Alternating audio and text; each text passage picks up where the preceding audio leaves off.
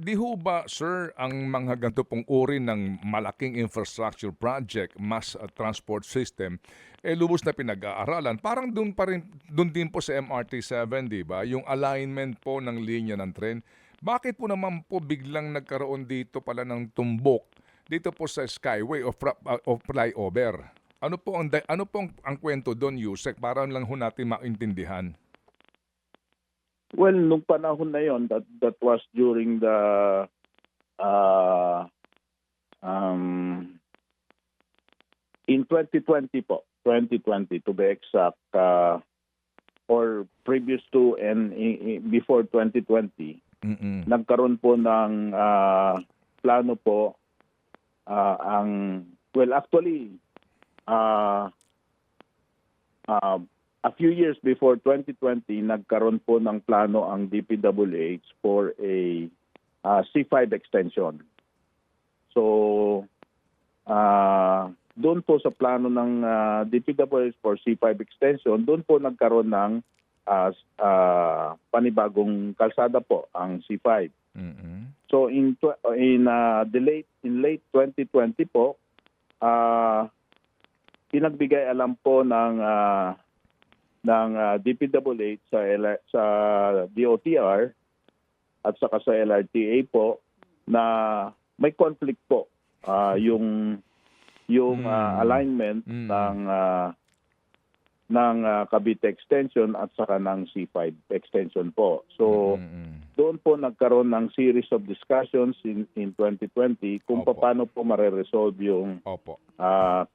banggaan po ng dalawang alignment po. Okay, sige. Yan po inaandidiyan na ano ho. So, magkano po ang additional cost dito po sa gagawin pong realignment? At sino po ang gagasta po sa cost na iyan?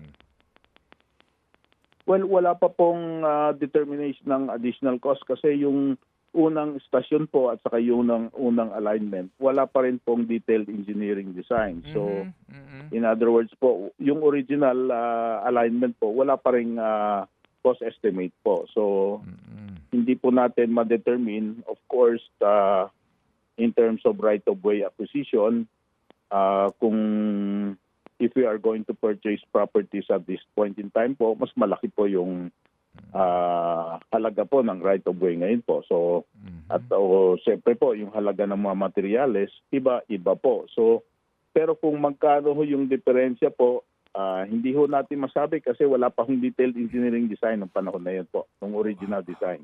Oo nga. So sir, magmula po diyan sa sukat no sa M Santos, Dr. Santos Dr. Santos Station. po. Opo. Hanggang doon sa Nyog, ilang kilometro po ito na hindi po ngayon magagawa kasi nga niwala pa pong design na sinasabi po ninyo. Ilang kilometro ito? Hindi ko po kabisado but more or less a little more than 5 kilometers po yan. Okay, sige po. At ito nga po ngayon sana, 'di ba, ang comfort ng mga mananakay from Cavite, 'di ba? Sa Bacoor po ito, right? Opo, ang yung po sa Bacoor po. Okay, kasi nga after sa Pote kasi Bacoor na 'yan eh.